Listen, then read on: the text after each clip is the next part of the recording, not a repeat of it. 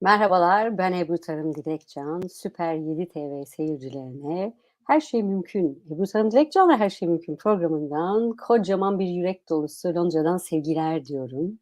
Yayınımızı gene bu sefer ben Türkçe başlıyorum ama İngilizce yapacağım. Çok tatlı, çok sevdiğim, yıllardır Akses camiasında can bir arkadaşım olan Katherine McIntosh benim misafirim. Ve bu yayını sizler için ben daha sonra Türkçe'ye tercüme edeceğim. Ama yayının tamamı şu anda İngilizce akacak. Neden derseniz bence böylesi hem benim için hem Catherine için çok daha kolay. Ama söz veriyorum size geçen sefer sanırım hemen yayınlayamadık ama aynı yayın Türkçe olarak da sizlere özel tercüme edilecek hem de benim tarafımdan. Bundan daha iyi nasıl olur diyorum ve keyifli bir yayın olması için neler mümkün deyip I will just jump into talking in English. I just brief Turkish actually. Anyone who is going to watch, they might be surprised why Ebru is talking in English in this program, but I will translate everything into Turkish with my voice, and that's a pleasure for me. And I know it's an extra work, but I truly enjoy. So welcome, my dear Catherine. It is a pleasure and total honor to have you on my program. How did I get so lucky? It's such an honor to be here, and I loved listening to you speak in Turkish because, wherever we go today in this conversation, somewhere it's always about energy. And I am fascinated by language, especially languages I don't understand at all. But if you can just receive the energetic information of a different language, like I was smiling the whole time for real because I love hearing the energy. So I love that this is going to be translated and that you are going to translate it. And I'm delighted. I have to confess, you made me think right now because the way you express all your, feelings right now, I would say, in such a beautiful way. I wish I was translating right now so that I can capture this beautiful energy and reflect to all Turkish people. And I think this is the beauty. I mean, our first language is energy, not English, not Turkish. So I love what you have just said, and I totally echo that one. I'm a translator as well as, being a certified facilitator, but it is true joy to translate people. But anyhow, so I think today we will jump into, you and I, by knowing you, by knowing me, into so many different topics. That's what I'm getting anyhow. And probably to start with, if you would like to say a few sentences about yourself, what Katherine McIntosh is up to in this lifetime. What is she doing? I know you're an author, you're an awesome facilitator, but I know all that stuff, but I don't want to say with my words. I want to actually hear from your words. I love that. Well, I think it's changed. And what I'm up to now in the world is to make the biggest impact so that people stop thinking they need to work on their problems and start creating their dreams, start going after their dreams. Because, you and I know this, that when you start going after your dreams, you literally change the things that were previously in the way. Right? Absolutely. And so for me, I tend to focus on the body as one of the avenues I work in. I live in Aspen, Colorado in the US. I'm a world-class energy intuitive. I've been hired by billionaires and New York Times bestsellers and famous actors. And I've worked with all kinds of people, and the energy and the information is always the same. We're all just looking to live our best lives. We're all just looking for some peace and happiness. And that is different for every single person. And so I feel really honored that I get the chance to, one, live where I live. And I can't wait to come visit Turkey. It's been on my list since I met you. I know. We have been talking about it. And it calls me. Turkey, there are places on the planet where they call me loudly. And Turkey has been calling me loudly for about 7 years. Yeah, I know. I think I was just going to ask you, actually, when was the first time we have spoken about that? And that was long ago. 7, 8 years ago. I know. And you have been an Access Consciousness facilitator for how long? I just want to 10 years. 10 years, yeah. I'm 12 years, so obviously more or less, similar times. What you have been saying, I also want to pick up actually. Bodies are also one of my passionate area that I love talking about. I love doing workshops, so we will definitely touch on to that one. And also dreams, like the way that you start expressing that area is so important. I think nowadays we can easily say that last couple of years or last few years have been tough for so many people. And more focus was actually on problems rather than going after dreams, especially during this time. Like you and I probably are the crazy people talking about going after our dreams and not giving up on our dreams. And if you follow our dreams, everything will be sorted. So this is for some people a little bit delusional, like it's not real.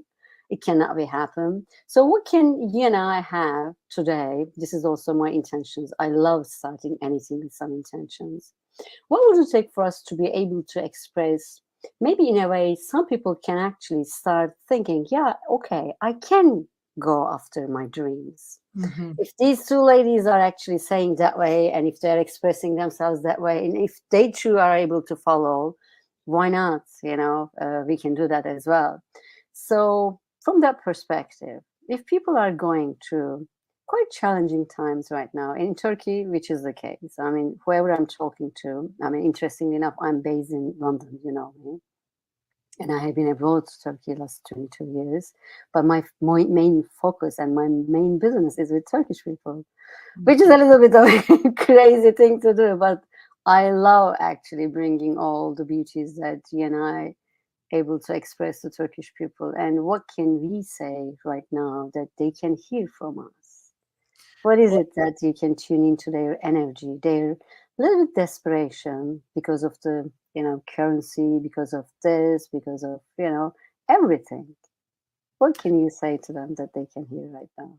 Yeah, so a couple things. First is I would say that everywhere in the world is experiencing extreme challenges, right? Everywhere and everyone on the planet, we're in unprecedented times. And so, this is something that I look at, and it's from a lot of different avenues, which is that we're always practicing something, right? And this is probably something Joe Dispenza talks about. We're always practicing something.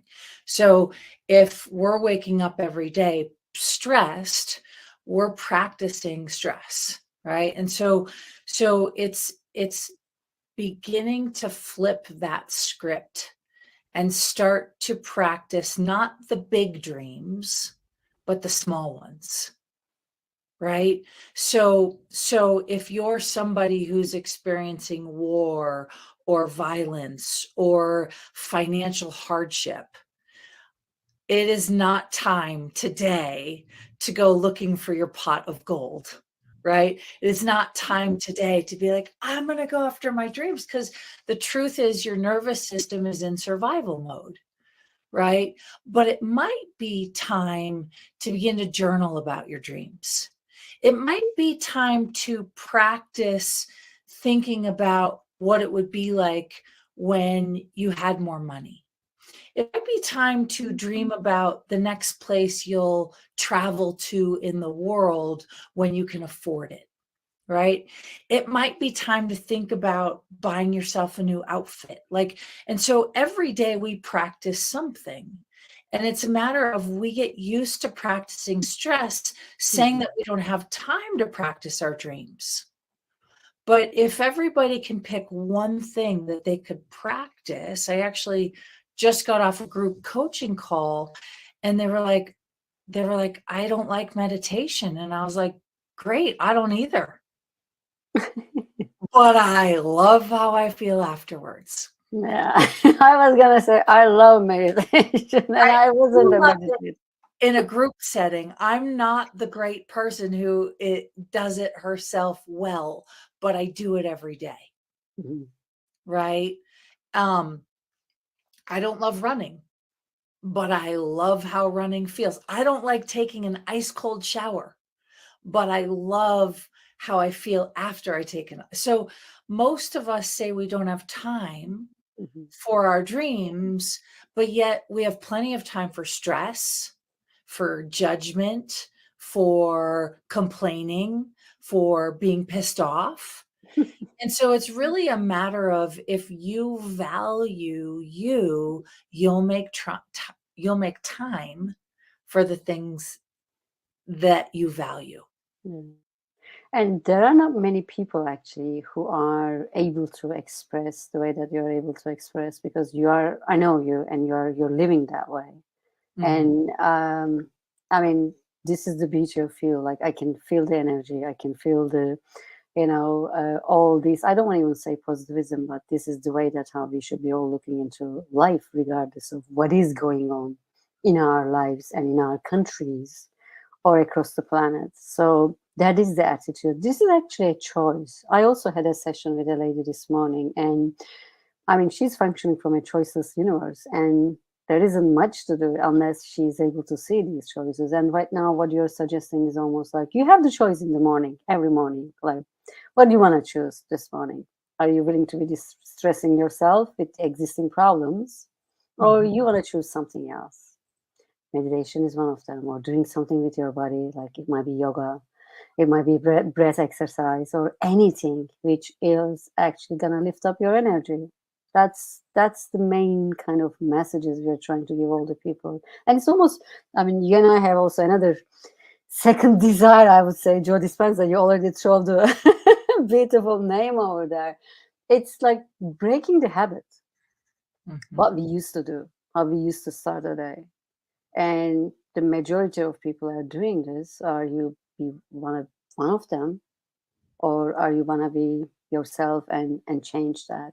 And the interesting thing also, Catherine, are you also observing there are more and more people, regardless of how tough time we are going through, more and more people are choosing that. Like, I have just come from another event that I was in Mexico last 2 weeks. You were like 1,800 people, like almost 2,000 people across the planet, 6+ countries asking, desiring that. And everyone's desire is just to be best version of themselves, like dare to be you, as Dr. Joe says, like dare to be authentic, Mhm. dare to be original. Mhm. And I think our original version is not necessarily stressed, depressed at all. No, and the other thing that you mentioned, right, breaking the habit, it literally is, if you can't fathom the idea of giving your dreams space, then change your environment, right? Move your furniture around. Brush your teeth with your left hand instead of your right hand in the morning. Get out of bed on the right side instead of the left side. Take a different route to work. Wear something you've never worn before that might feel completely outrageous. Do your hair differently, Yeah, right? Like, switch up your environment, because the minute you start switching up your environment, you start to see the world differently. definitely. And you start to also experience the world differently. So when you see things differently, you experience them differently. Yeah. And also, you're actually suggesting just come out of your comfort zone. Like, Come out of your yeah, comfort zone. exactly. Like, we have been all sitting, I including myself, like I'm challenging myself. This is why, like, last 4 months, I was in 4 different events of Dr. Joe Dispenza. I don't know if anyone have done it, but it is crazy. But it is almost like with COVID and everything, like we have been sitting a lot, and I was enjoying it online, everything. But now is the time to travel, and as you beautifully say, just like follow your dreams, discover why you're here. I also keep challenging people. I don't know, I'm more outspoken than before. Like, it's almost like pushing people even more, like pushing myself even more, and like, are you really happy what you're having right now? Mm. No. And would you like to change it? And if not now, when what are we all waiting? And I think, Ebru, that people are really craving connection, Hmm. right? They're craving meaning. They're craving aliveness, because you like, the quickest way to value something is to take it away from somebody. And they're like, "Oh, don't take that away from me. I want that." And so we all in the last 3 years have experienced things being taken away from us. And now we realize how important and valuable those things are. And we're like reevaluating the importance of life, the importance of living, the importance of like our health, the importance of our families, the importance of people that we care about, the importance of waking up and choosing something that has and gives meaning, right? And what is meaningful to you and me may not be meaningful to someone else. So the message, I think, to everyone when we talk about dreams, it's in its simplified form is go find something that means something to you. Go find meaning in your life that you can wake up and be like proud that you're like basking in it and cultivating it and, cherishing, because what's meaningful to us may not be meaningful. So go find what's meaningful to you and do more of it. Which will definitely probably enlighten people's day anyway. And I love the way you're also saying, like, it's almost like baby steps. Like every day is a different, like you and I are a bit different because we are just like across the planet willing to do so many things. We have our books and everything, and we will come to your book. So it doesn't, this is also the challenge, Catherine. You just pin something that I know so many people are keep saying that. So they keep saying, Ebru, it's easy for you to say that, And they might be saying, Catherine, it's easy for you to say that. But we are almost like looking for ways, how can it be easy for you as well? Mm-hmm. And it's a choice. And also what I'm more and more recognizing, you're well spot on with the connection part. But also there are a lot of people who are also creating separation by just what I explained, a second ago, like by the way that they look at us, see us is also a way of creating some separation. Because they can be easily way better version of themselves. They are not choosing it. Mm-hmm. So it's almost like my personal message to people who are listening us right now. I mean, if you're really not happy what is going on in your life right now, maybe just pick up one thing, my dear friend Catherine is saying, just one simple step each day. And as in a way you said that, like, it's a confession time. You said you didn't like cold shower, you didn't like running, and I know you're a sporty lady. You do skiing and snowboarding, and you do all these crazy winter sports as well. And when body feels also much better after any activity, that also brings the joy. Because I keep saying body. Let's move to the topic of body. Actually, body is the biggest gift to us, and biggest friend, even before our partners, husbands, wives, kids, parents, anyone in our life. Like body is the only actually, for me, company to my life in this lifetime. So are we taking care of it? Are we listening it? Are we enjoying it?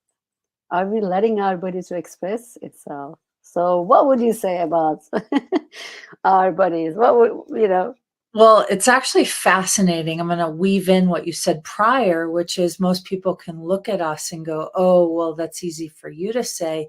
And I think, Ebru, we can both, wait, there we go. Camera's off. Wait, you can't see it. But you and I broke our wrists. You broke wrist, I broke shoulder. Yeah, but we both broke something in our body almost at the same time within like a couple weeks of each other. Yeah. Right. And so the challenges that you and I have faced are no different than any challenges anyone else has faced. The change is that the perspective that we have. Right. And so when it comes to bodies, like I wrote my book and I want to see it more. I want to see it more. Please put it more. Okay. Yeah. Hold it for a while. Don't diet. Be happy. Look at this. I love the way you're just doing creating the business, body, and life you love. I love it. I love this smile. In the very first opening statement of the book is me being 17 and my brother almost killing, I had a knife to my throat and I almost died. And the reason I start the book that way was to say, you think my life is easy looking at me? Oh no. Oh no. And there are so many other hardships that I've endured, lost a lot of money twice, it doesn't matter. But the point is, I spent my whole life thinking that if I could just change my body then my life would be happy. Then I would be happy. Then I could go after my dreams. And actually the opposite was true, is I had to give up trying to change my body. Now people look at me and go, you're athletic, you're sporty, you're sexy, you know, why do you worry about your body? But in my head, it was like, I spent months not leaving my house because I thought I was too fat and ugly. I spent years hiding from the world. And so I know what it feels like.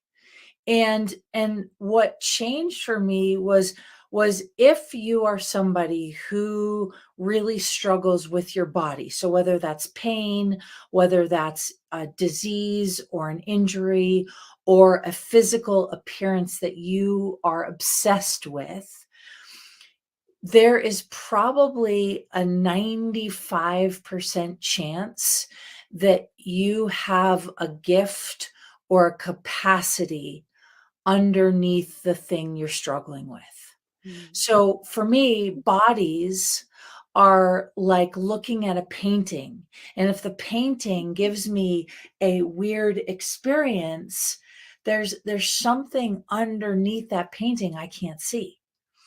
And I need to be able to look at that painting, and so that the beauty of the painting can come out, if that makes any sense. Yeah, it does. And Absolutely. so when we break bones, when we, you know, lose clients or money, when we go through a heartache or a breakup or a divorce, when we lose a child, when we lose a loved one, we can get very closed down in trying to find the meaning of why.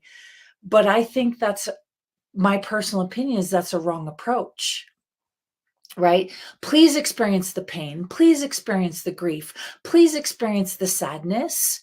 But on the other side of that experience of pain or overwhelm or sadness is the beauty of what you were meant to be in the world. And so if you're someone who suffers with your body, this is my personal opinion, you're not living your best life. Yeah. You are stuck feeling trapped by life circumstances. You're stuck being a victim. And the body's like, I want to live. I want to dream. I want to play. I want to connect. I want to create meaning where there isn't any. And so for 20 years, I struggled with anorexia, bulimia, like an eating disorder, lots of images. I never thought I was pretty. I never thought I was sexy. And I share that because for 20 years, I missed out on being what I now am in the world, which is a message for people that says, you know, the judgments you have of yourself aren't real. The reasons you have to not go after your dreams, they're not real.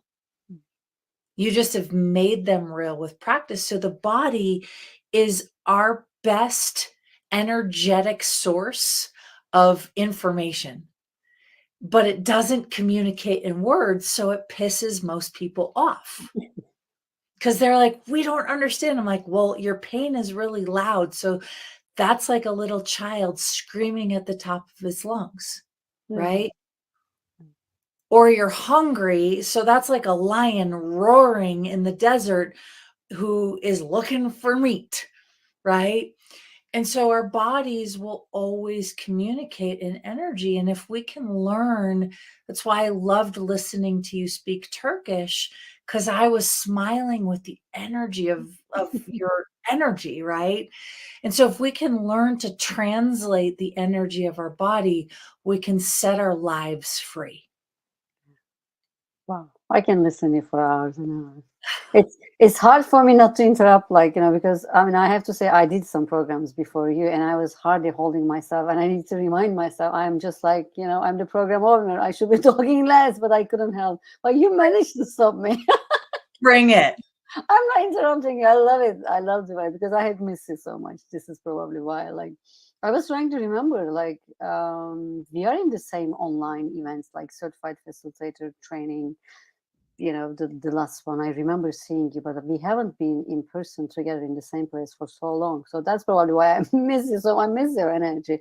And I have to also confess, the way I remember you, even in any events, like this is interesting. Now I'm going to talk about your body. The way you carry your body, like the stuff you put as clothes, which is like, I remember seeing myself or looking at you, like, can't take, well, this is a song, it's a cliche, but like, can't take my eyes off you, literally. Like, this is how I remember you. And it's also how funny, like, you're talking about, what process you have gone through in your life. And thank you for sharing. Thank you for your vulnerability. And I can't wait to read your book, actually. If people would like to, there are lots of English speaker people, obviously, in Turkey. If people would like to read your book, where they can find it, Catherine, before we forget. They can order it, but they can also download the very first chapter for free in English. From your website, is that how it From works? your website. Okay. Yep. So if they just go to KatherineMcIntosh.com, there's a little banner that says "Get the book," and they Okay. click on that banner, and then that will take you to the book page, and you can download the first chapter for free. You can order the book on Amazon, or you can also order it through AccessConsciousness.com. Brilliant. But I will put that one in order as well. I can't wait to read your book. You cannot read mine yet because it's in Turkish, not English yet. I wish I could be your translator. Yeah, actually, it's already translated, but it's in the process of editing, and I know editing is a little bit tedious job, even for me. And we can now a little bit maybe talk about your book. Like, we already start talking about body, like, don't diet, be happy. I mean, I don't think your book is all about, dieting. Definitely not. It's just the cover. And I've already read, like, your life, your business, the one you create. This is the subtitles, and I love it. Business there as well, because I know you're a businesswoman. Well, it's to say that the book is really about how often we hide our gifts from the world because we use our bodies as the excuse, right? My body's in pain, or I'm getting old, and so this book is really about my own personal journey, but also it offers a lot of tools and tips and things that like, Jack Canfield read the book. He loved it. He printed some of the questions. He started asking himself questions, and the inflammation he had been dealing with for a very long time started to go away. Wow. And he went, Catherine, this book needs to be in the world. Mm. And so the book is about this concept that if you are judging your body, if you're making yourself wrong, if you're finding fault in who you are, it's probably because you're hiding your gifts. So my story, hating my body, I was hiding that I was very intuitive with bodies. But I didn't know I was intuitive with bodies. I didn't know I was psychic. I didn't know that someone could say, oh, my shoulder, and I would touch their lower hip and it would change. And so it wasn't until I started to go after my dreams that my body started to change. I went, oh, I don't have a problem with my body. I have a problem with my gifts. And so pain is a door or a barrier between you and your gifts. Weight is a barrier between you and your gifts. Lack of money is a barrier between you and your gifts. You're probably really good with money, but you don't know it because all you know is the wrongness of it. And, Access says your wrongness is usually your greatest strongness. And that is true. And so anything that we're struggling with, we can't change it from the place of struggle. We have to change it from the place of the beauty or the gift or the aliveness. And so when people come to me with their problems, they're trying to change it from the same place as the problem, and it can't change. So you have to rise above the problem and change it from a completely different place so that people can see that a diet is not the solution. At all. It might help, right? A doctor is not always the solution. It might help, right? Winning the lottery is not the solution. It might help, but the solution is always inside of us to ask, like, the universe kind of pokes us and goes, are you going to become who we know you are? Are you going to like stop playing small? And, you know, for some people, stop playing small might be like, are you going to be the best mom you can be raising your children? Everybody's version of happiness, we have to be really real with what's true for us and go after that. So if your dream is to become a stay-at-home mom, then like go for it, right? There's nothing wrong with that at all. Not at all. No. If you're raising amazing children, you're changing the world. Plain and simple. I'm so glad you just jumped into parenting, because I know you have a lovely son. I have a daughter of 15 years old. Yours is not teenager yet. You're lucky between us. He's 10. He just turned 10. Okay, 10 is still, you know, old enough, but like still some time to go. So enjoy, make most of it until teenage. That's also other gift, isn't it? Like having kids, like at our ages, I would say probably we are more or less around the same age. I'm just guessing. Age doesn't mean anything to me, but like what I'm trying to say, having a child, you know, in our lives are also bringing lots of other things, like not only responsibility, but like their joy, their enthusiasm, their energy, and their challenges, especially our kids. Like, I mean, I can't imagine a boy choosing you as a mom. God knows who is he bringing to this world, or what is he gonna bring, you know, to this world. Exactly. So what do you want to say about like being a parent, like with the journey that you are going at? I know you're also raising him yourself, and we sometimes chat about it is challenging mom time, full-time mom. Full-time mom, full-time business owner, full-time, all of it. You know, I'll say this about it for me personally, Ebru, it's kind of like a relationship with your body, or parenting can be equated to that in this way, is nobody can tell you how to parent. Nobody. Like, you have to be in the moment, in the presence of the teenage years and the rebellious years and the you know, the not so pretty times. And guess what? You're not going anywhere. You're still there.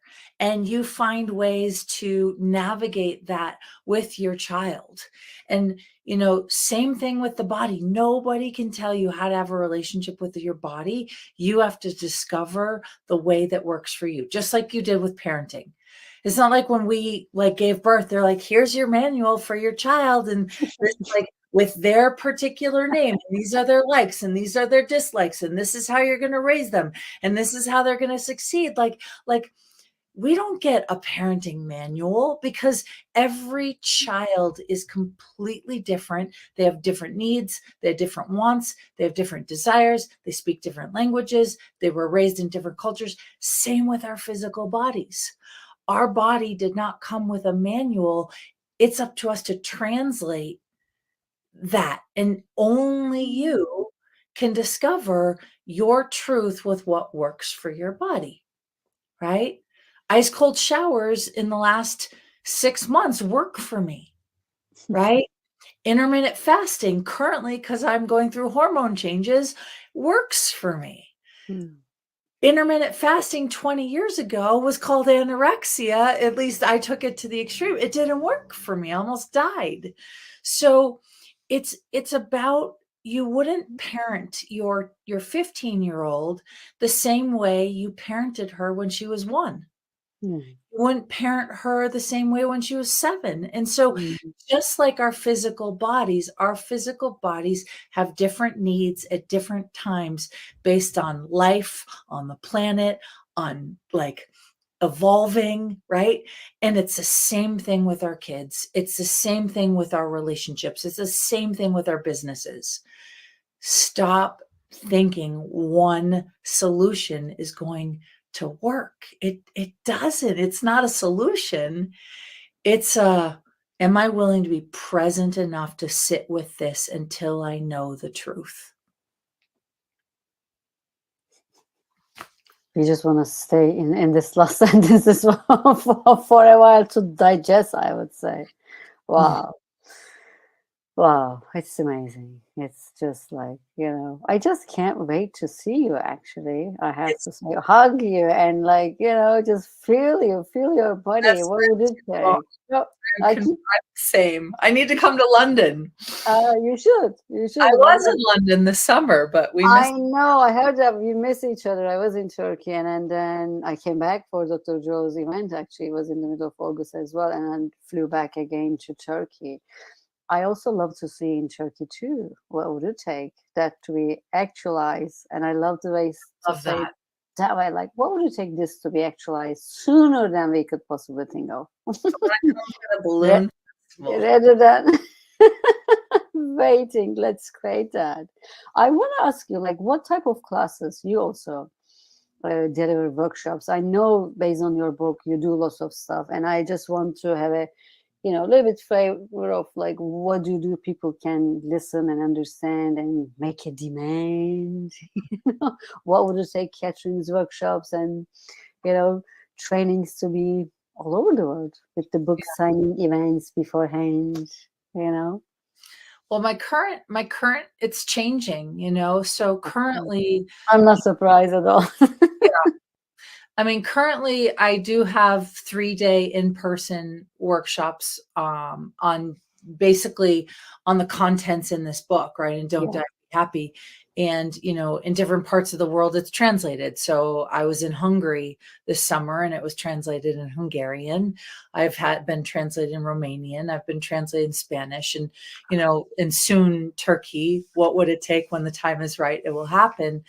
But I also do a lot of online workshops. So workshops about cultivating your intuition and being really clear with yourself, and workshops on the body and how to get out of your own way on the body. So, and I'm also starting a radio show in January that's going to be live streamed online all over the world.